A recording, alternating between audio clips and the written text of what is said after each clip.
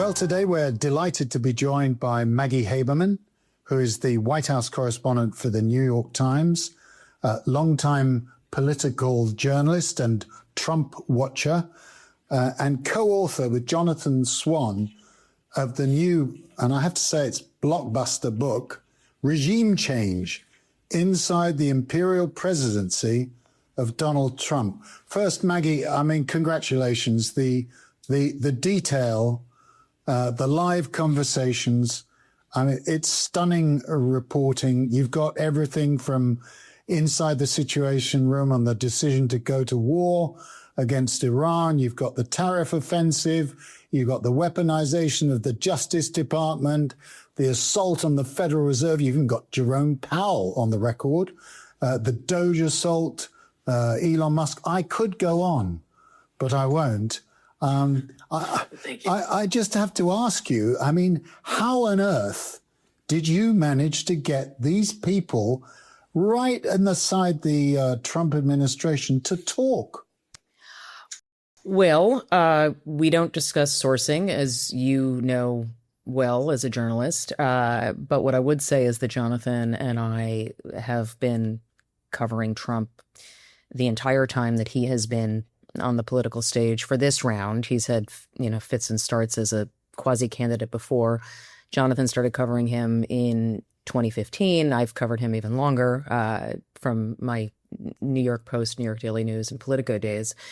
And so we have a lot of sourcing in his world and in his government, and we work very hard. And so what was I think one of the most frustrating, I mean, this book, we've both said this publicly, but this project did really nearly kill us. And Jonathan has a line about how we're not in Fallujah, which is true. But this was a very difficult project because, among other things, the fact checking was brutal. We were in a incredibly condensed period of time, and we had multiple years of reporting. We had signed this book deal in 2023 for what was going to be a book about Trump's last act. And remember, at the time, there was a very likely possibility that that last act ended with Donald Trump in prison. He was facing multiple indictments. He is the first convicted felon to serve as U.S. president. Or it was going to end with him back in the White House. And it was becoming pretty clear in 2024 that the latter was the likelier path, especially after Butler and the assassination attempt while he was at a rally. So we ended up having to jettison a massive portion of our reporting, just thousands and thousands of pages, which was, I think you both understand this, pretty heartbreaking. But anyway, I can't imagine. It was a very, very grueling process. But Jonathan and I have been working together for so long that we essentially share a brain, and we talk 8,000 times a day, and we have a good sense of how to make sense of what we're hearing, whether something is completely nonsensical, whether something is worth pursuing. Anyway, that's about it. Well, I'm not going to press you on the sourcing. I fully understand that, but let me just push you in another direction, which is the way of going about this to play to some of these individuals' vanity? I mean, we know the Vanity Fair profiles and portraits. I mean, is it a way of, look, we're going to write the definitive book, so come on board? I mean, how do you persuade people who are in such sensitive positions, in such sensitive situations, live drama, to actually open up and give you this kind of information? There are all kinds of reasons why people talk to us and talk to reporters generally. In some cases, I wouldn't endorse how you just described it about the playing to vanity, but certainly I do think that people realize that what is being written in books is a deeper look, that it tends to have a longer lasting impact on the historical record than daily newspaper coverage. And I think it's that, frankly, there's a lot of people. I mean, one of the things that this book is a story of, I'm just trying to think how to answer this without going into a sensitive area. This book is a story of hubris, ultimately. It is Donald Trump's worldview, which was that everything will always work out for him and that he has some sort of a mystical power by which he can hear frequencies that other people can't. And his senior team and much of his government really swallowed that view whole. And so that's what you're seeing. But why people talk to reporters throughout the various Trump eras generally, I mean, they all have their own reasons, and I don't want to pretend we understand all of them. But in some cases, people, I think do want to be preserved accurately. I think, without getting into specifics about anyone we're talking about, I also think that people in Trump's world feel as if they had a remarkable arc along with him, and they have some sense of accomplishment around it. There are also people who talk Jared Kushner's book is deliberately titled Bending History. They do think they're making history. Well, I think it's hard to argue they're not, frankly. I mean, looking at what we are seeing, I look back at 2016 when the entire perspective in the media world was in the U.S. and I shared this perspective at many points, was he will never be president because the two-party system in the U.S. with its primary processes are set up so that a candidate, such an outsider candidate like Trump, who does not respect norms or processes, is going to win. And everything that we have known and believed about elections and, frankly, executive power in this country and how it can be constrained has been really turned on its head. And that was the purpose of this book, was to show people how their government works. And just a last point on your question, I mean, some people talk because it does become some form of therapy for them, because as much as people are, enraptured by being in Trump's world, sometimes they have trouble processing what's in front of them. Maggie, it's a terrific book. I echo everything Lionel says about you. Thank you. I want to talk about media capitulation and intimidation generally. But there's a very striking epilogue to the book in which you finally get to meet your subject, and you spend quite a long time with him in the Oval Office. And he's pretty aggressive to you and says he's tired of your bullshit. And when the book came out, he very aggressively posted about you. He called you Maggot Haberman. Her book is a joke. 90% of it is fake news. She has made a living off her bad reporting and will pay the price when our multi-billion-dollar lawsuit against the failing New York Times gets to court, which it should not be that long. What do you think he's trying to achieve by that? Does he seriously think that he's going to intimidate you or discredit the book? It's hard to get into his mind on those moments, because I just want to note that he's been calling me Maggot Haberman for 4 years on and off. It started with a book that I wrote called Confidence Man, and reporting that I had in there that he didn't like. I think he has one speed, which is to at least, well, I should rephrase that. He has two speeds. One is with the media. One is to try to intimidate and undercut so that people don't trust the reporting. And then the other is to try to charm. And in terms of that epilogue that you just asked about in the Oval Office meeting, we actually saw both sides of him in that hour. It was a fact-checking interview that we had been asking for some time. And one of the oddities of this term is that, like, every reporter in Washington has his cell phone number, and many of them call it a lot. And sometimes that does result in news. And sometimes I think that in particular reporters can't get an answer from the press office a lot of times because they're afraid that Trump's spokespeople are afraid of getting ahead of him on any front. And so I understand why reporters call Trump. For what Jonathan and I do, it's not particularly useful because Trump just controls the conversation. It's like a 2-minute conversation. We wanted a fact-checking interview with him. And he was the subject of our book, so we felt an obligation to do that. We were going through the front door of the press office, and we couldn't, they were like, no, it's not happening. Everyone was advising him not to do it. So we finally had to go to him directly. And that still took many attempts to try to get him to sit with us. But we're both glad he did, because it was an incredibly revealing interview, for a different reason than what you just said. And we can talk about that if you'd like. But in terms of what you asked me, he was perfectly fine for an hour. You know, he walked into the Oval Office and it was day 17 of the war, and it was as if he didn't have a care in the world. And he's talking to us about maple trees and his ballroom and column designs. But it was all perfectly pleasant and cordial. I was asking him some questions about Letitia James, the New York Attorney General, who sued him for civil fraud and who is the top target of his ire for his retribution agenda. And he was like happy to be talking about that or talking about New York. And it was only at the end when we were leaving and he delivered that line that you just read, where he said, you know, it was to me specifically. It was not Jonathan, but we were both at the desk. People are you've been really critical. I know you're going to be critical. People are tired of your bullshit. You know, they've indicted me, impeached me, they shot me, and essentially I've won every fucking time. It's time you told the truth. I'm paraphrasing. It's pretty close. And we just said thank you. You know, thank you for your time. Hope you read the book. You'll find it's accurate. Whatever.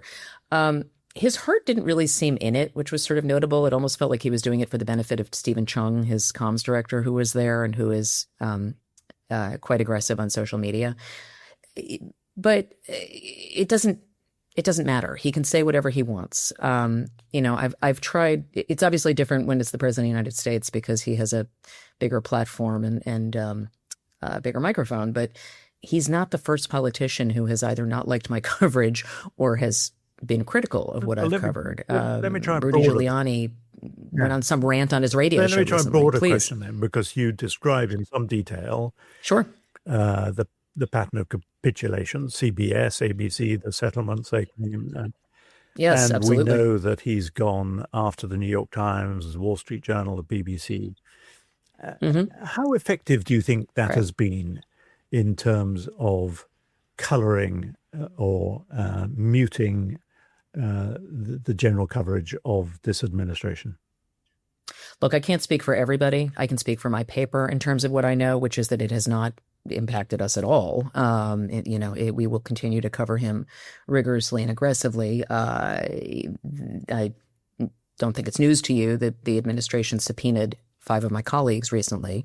And as the paper wrote, I think yesterday, turned out that those subpoenas were even broader than we realized, that they were seeking information from relatives of the reporters. One reporter's, anyway. So I don't want to go too deeply into that. But for us, that is a different issue. And Jonathan and I are very fortunate to work for an independently owned newspaper owned by one family that has enormous resources that allows us to do our work, and that also the federal government does not have levers over. So that's one thing. But in terms of what you're describing, which is the systematic bullying campaign across industries, not just the media, but law firms, the arts, cultural institutions, universities, and began with the media. That was the first salvo before he came into office, even with the settlement with ABC.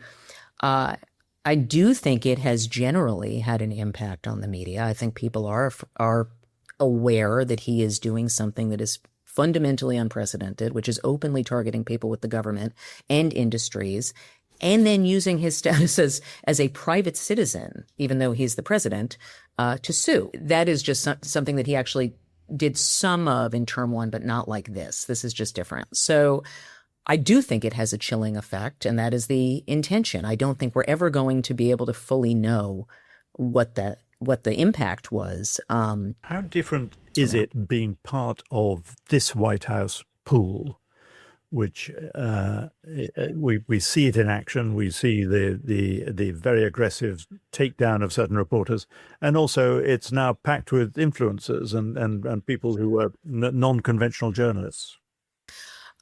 So it's a great question, and it's quite different. For people who don't know, the White House took control of the media pool, which is the group of reporters who travel with the president, cover him every day, serve as the eyes and ears for hundreds and hundreds of other reporters. It used to be that the White House Correspondents Association ran the pool.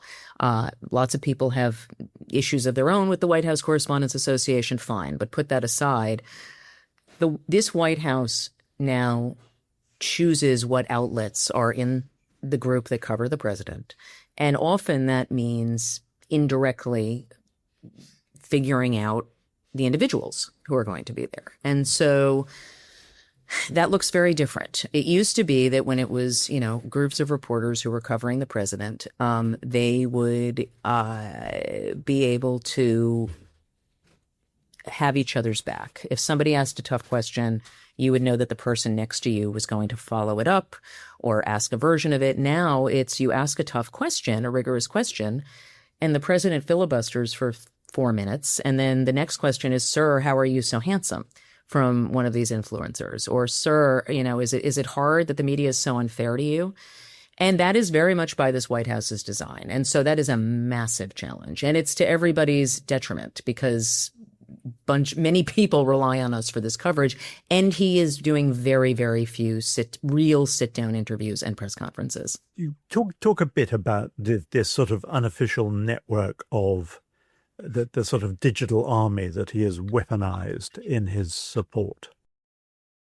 That's gone on for a while. To be clear, I think that they have really mastered it, this White House. We have a chapter on this in the book, and we also have an extensive chapter about the campaign against the media, which has a lot of information about exactly how these efforts to pressure ABC and CBS in particular played out and how the administration was looking at it. But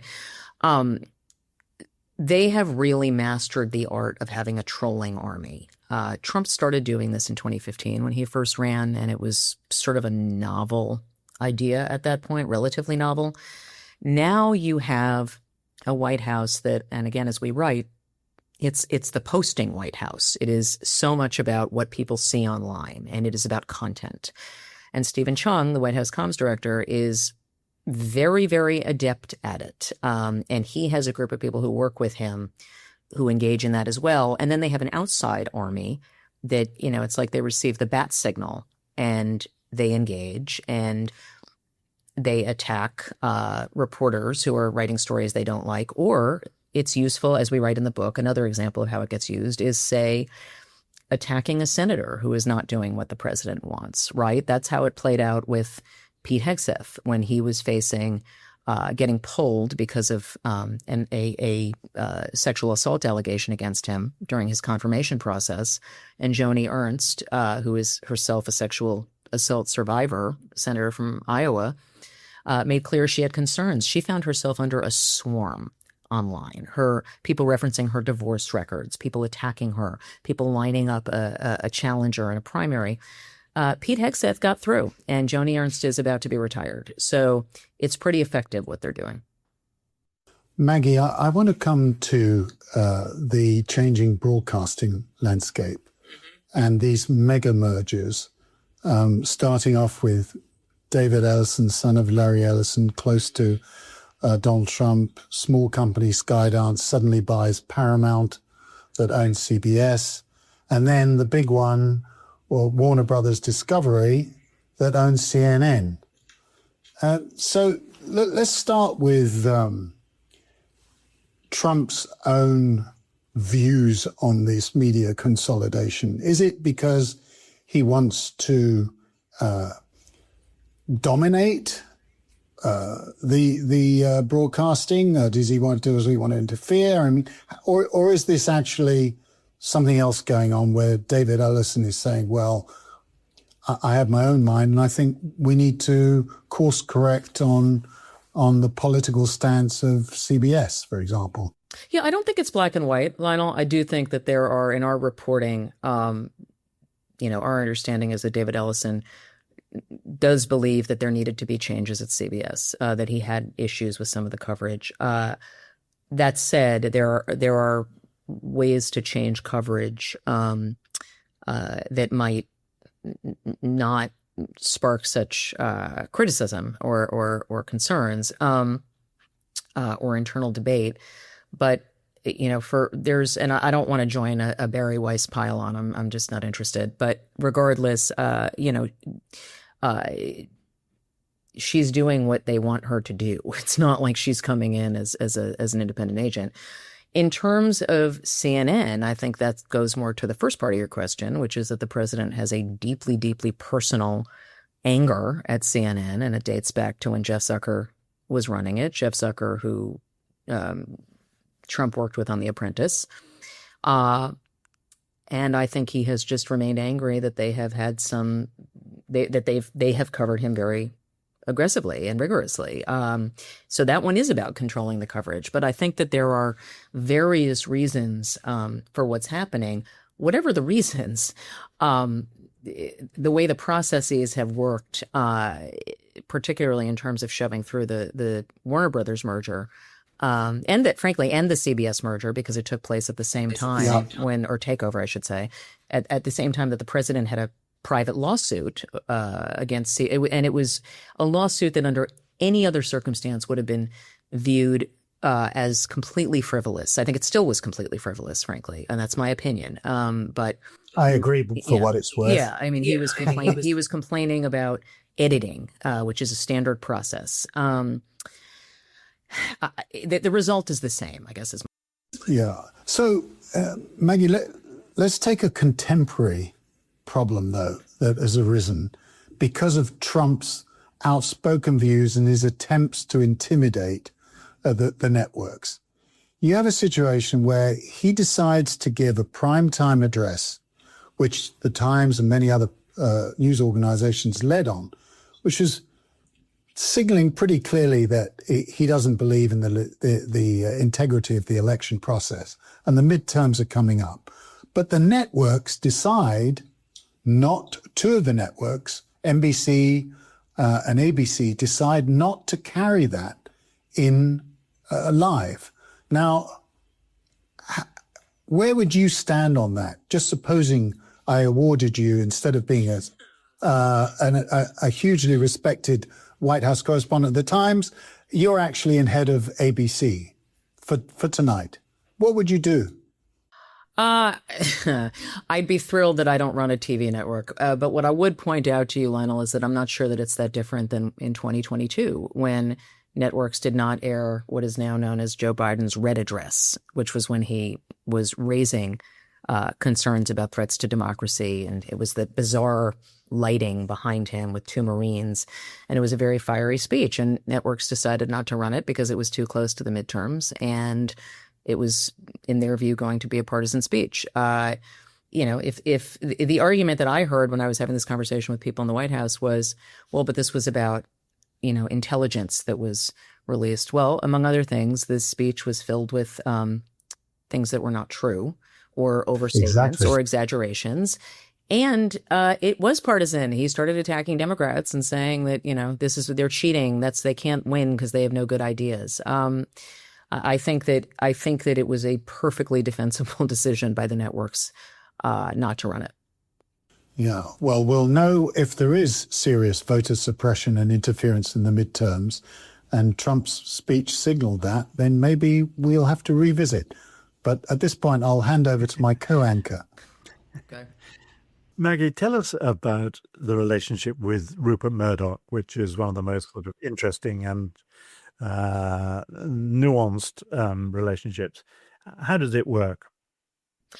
I think these days it doesn't that often, but in the past it has been an on and off relationship. I mean, one of the most extraordinary scenes that we have in the book is this dinner in October of last year, where Trump there's two reasons why it's extraordinary, but one is about Murdoch specifically, and we can talk about the other if you'd like, which is about Vance and Rubio. But Murdoch at that point is being sued by Trump for their Jeffrey Epstein coverage at the Wall Street Journal. The Journal had that birthday card that Trump insists he didn't sign, and it was a forgery, but also, anyway, whatever. But and at that point, Trump is like trying to get Rupert's medical records as part of this lawsuit. But Murdoch comes to dinner at the White House with a coterie of his News Corporation aides, some from the New York Post, Keith Poole from the New York Post, Rebecca Brooks, a bunch of other people. And he is,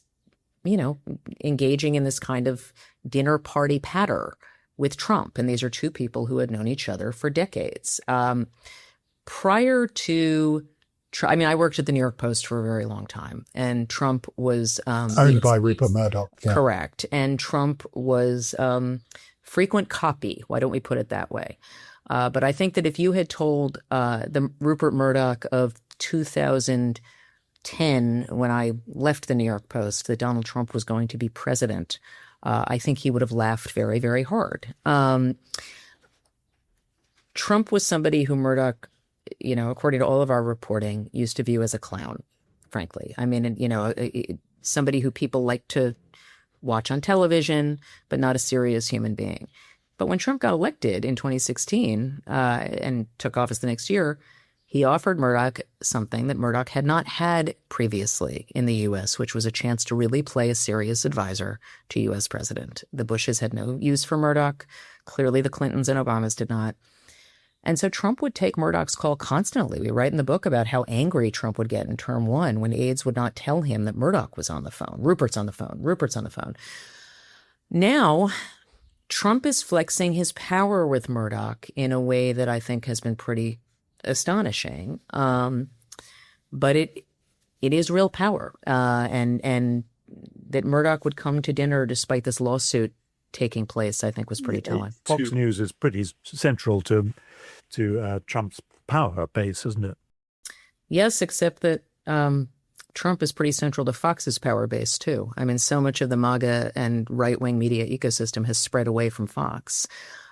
Fox is much more supportive of Trump as a whole and less critical this term than it was even in term one. And it was pretty supportive at the time. It has become just sort of a reflecting mirror for Trump when he watches it at this point. And they're the only network in the right-wing ecosystem that is fully on board with the Iran war, which I think is very important to Trump right now. But, Murdoch, and we describe this in the book, wanted to make Trump a quote-unquote non-person after 2021, after he left office. And that didn't work. It's because there are other aspects of the ecosystem that matter, because Fox is now actually not really reflective of the tip of the spear with the Republican and MAGA base. It's the end. It's at the back of the train. And so they need each other. I think it just depends on the moment and on the situation. Maggie, there's another very revealing passage involving another newspaper proprietor, but more famously known as one of the most richest people in the world, Jeff Bezos, who is the CEO of Blue Origin, the space company. And you describe in gripping detail how Bezos pleads with Donald Trump to give his company a chance against Elon Musk, arguing, I think the phrase is contractor diversity. Correct. Correct. Do you, I wasn't clear whether you were in effect saying, look, given this relationship, maybe there's a crossover into the way the Post altered its positioning on endorsing a candidate pre-24, and also the general, what's happened at the Post. How do you see the connection there? Look, we don't have reporting that Bezos was, actively interfering in the paper beyond what everybody knows, which is that they pulled back the endorsement of Harris, and they've all addressed that. What we do know is what we write in the book, which is those are two separate moments in the book. One was this extraordinary dinner that they had. And remember, Trump was actively attacking Bezos in term one, very, very aggressively. Kept referring to it as the Amazon Post. He was constantly looking for ways to go at Amazon, and he hated the Post coverage. And they have this dinner during the transition. Bezos had been among the people who reached out to Trump after the Butler shooting. And that was a real galvanizing moment for a lot of the masters of the universe across industry, whether it was tech, whether it was other areas of finance. Many of them were captivated by, with reason. I mean, Trump's presence of mind to stand up and put his fist up like that, given what was happening, blood coming down his face. It was a remarkable moment. They have dinner after the election in November 2024, and Bezos is among the people who Trump describes as, as kissing his ass afterwards. And these people are taking these treks to Mar-a-Lago. But they're having dinner, and this was astonishing to Jonathan and me when we were reporting on it, because Bezos, they're commiserating about the Post. Trump is coming from the perspective of coverage. Bezos, as we understand it, was coming from the perspective of the Post as a business investment, which is that it was a bad investment, worst investment he'd made. The people are terrible. They don't listen. My other companies, they listen, is what Bezos is saying to Trump. It's incredible. And the idea that he's, attacking this newspaper that brought down a president who has been quite critical of media coverage about himself across the board. Whatever other conversations are taking place or not taking place, that sets a tone on its own. And so we talked to Trump about that, and his response, is in the book. Separately, Bezos goes in to see Trump in the Oval Office, another scene we have in the book, shortly after the Musk-Trump breakup, which was a pretty remarkable public smash-up. And Bezos comes in after his wedding to Lauren Sanchez, and Trump is asking about the guest list, and he's sort of intrigued that Sydney Sweeney was there. And then Bezos starts talking about a specific pad, which is, I think it's called Pad 37, in Florida. And he's interested in it for Blue Origin, his own company. And he doesn't openly say, give it to me. He doesn't openly say, don't give it to Musk.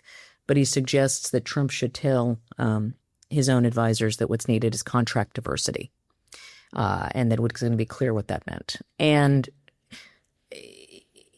however subtle, not subtle the conversation may have been, to your question, there is a lot more just open engagement with Trump on business. And this is, frankly, why business owners of newspapers tend to have interests that are other than the news. It doesn't often end very well because they're looking at it from a different angle than purely the news can be an unprofitable business, but you do it because journalism is incredibly important. Final question from me, Maggie, which is really about Trump's view of life as a reality show. His showdown in the Oval Office with Zelensky, he said it was going to be great television. You talk about his government by central casting, his obsession with visual presentation. One of the attracting selling points of Pete Hegseth was because no one's ever looked better on camera. To what extent does this sort of TV background, reality program background supersede other traditional ways of governing, and how important is it? Or is that too glib a way of looking at Trump? No, I don't even think it's a close call. Except that I would say that it's not because he was in reality television, although he obviously was. I think that long before he was on television as a reality TV star, he still viewed the world through television. It's the people who he watches on television. Again, this predates The Apprentice. He has always engaged with as if he is really sort of communicating with them. I don't mean that he's like having seances with the television, but I just mean that he is taking something from TV that other viewers may not. But yes, the visuals, how's it playing, central casting, these are all hallmarks of his. John Radcliffe, CIA director, because he looks so good. He would say during the transition, he's looking for Cary Grants and he's not finding any. And he does look at everything for how it's going to play. I think one of the most revealing things that came up in our reporting, and it's in the book, was when he was considering pulling Pete Hegseth, and I referred to that earlier, because he was facing so much criticism, and Trump was considering putting in Ron DeSantis, the Florida governor, who most of Trump's team loathe, like actively loathe. Trump said to one person, quote, "We need plot twists." And that was a pretty revealing line. it's visuals, but it's also, I think there's a separate sense. And again, I without climbing into his head, but what people take from it is that if everything is a show, then nothing really matters, right? It's just sort of all for the performance, and then you move on. But that's not what governing is. Yeah, he certainly does have a thing about handsome males, but I wanted to close out. That is true. It comes up a lot lately. Yeah, we may come back to that in a future episode, Maggie, but I just wanted to close out with a comment question. My comment is, this book, as an editor, I would say it is a testimony to solving the problem of access, which, as you and I know, as political journalists, can be double-edged.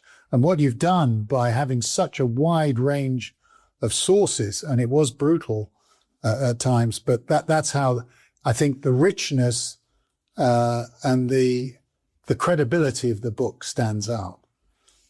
My question is, I mean, obviously there are so many great stories in this book. The New York Times, at least, is very generous in allowing you to publish them in the book first rather than the story. And I know you're going to say, well, we did do the Situation Room and the Decision to Go to War, which was a blockbuster story. But how do you reckon, is there a problem there? I mean, I don't view it as a problem. I think that I know this question comes up a lot every time reporters who are daily newspaper reporters write a book. And I'm not telling you anything you don't know. And I certainly heard the criticism with the last book I did. A couple of things. Yes, I am going to say that with the reporting about Iran, there's nothing more consequential that a president does than take the nation to war. And particularly this president took the nation to war without ever making the case for it publicly in any kind of a real address, without talking to Congress, without acknowledging that it was completely oppositional to a campaign promise in every single campaign that he ran. No new foreign wars. But he was also always more hawkish on Iran than a lot of his advisors wanted to acknowledge. So putting that aside, there's nothing more significant or consequential. And so as soon as we had that reporting, even though it was for the book, and it was really the last reporting we did, that we were going to put that in the paper immediately. And we did. We put in the paper first our Epstein Situation Room reporting, which, again, there was nothing there that changed our understanding of what happened with Epstein's network, with how he abused his victims. What we learned about and were focused on was, and there was nothing we learned about Donald Trump that would change your understanding of him and Epstein. But the reaction by his government on how to deal with this was very much what we were focused on. And the reporting that we did on habeas corpus and how Trump was considering suspending it for illegal immigrants was also in the paper first. And I would point to that as an example, and on the why the tension, I think, is different than what people think it is in many cases. Some things are just not going to be a New York Times story. I'm not talking about that one, obviously, but there are just certain details granular details that will not be a New York Times story because they just won't. Something like the habeas corpus reporting, I think people have an idea that we, hear things and then we put them in the book vault and then we never do them again.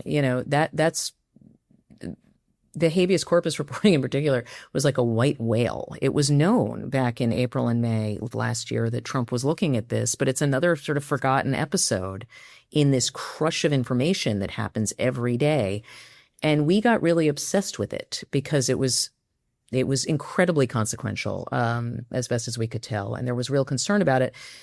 And we finally got these secret memos, these confidential memos that the staff secretary had written to the White House chief of staff. But that took us months and months and months of building on different pieces of reporting. So I understand that it can be hard for people to see why it is decisions are made that way. I mean, and then at the end of the day, and this, these are judgment calls. And so that's I don't have a better answer than that. But I will say that a book on the first 14 months of the administration that was published within 17 months is a pretty fast schedule because we did want information to be out as quickly as possible. No, it's a stunning achievement, Maggie. Congratulations to you, and to Jonathan. And I heartily commend this book for anybody who wants to understand the Trump presidency. Thank you very much. This interview was from the latest episode of Media Confidential, a podcast brought to you by Prospect Magazine. To listen to the full episode, click on the link below. And if you want full access to Prospect Magazine, go to prospectmagazine.co.uk.